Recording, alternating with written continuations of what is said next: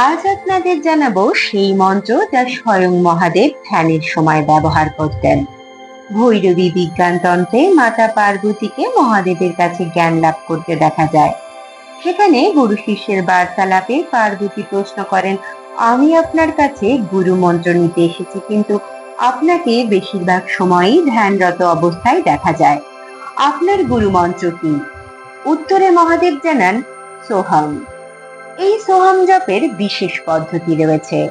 প্রথমে শির দ্বারা সোজা রেখে চোখ বন্ধ করে পড়তে হবে। দুটি ভুরুয়ের মাঝে বা নাকের ডগায় দৃষ্টি স্থির করুন।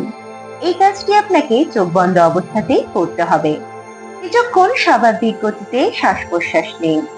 তারপর মুখে কোনো শব্দ না করে নিঃশ্বাস নেওয়ার সময় মনে মনে বলুন সো, আর নিঃশ্বাস ছাড়ার সময় হাম।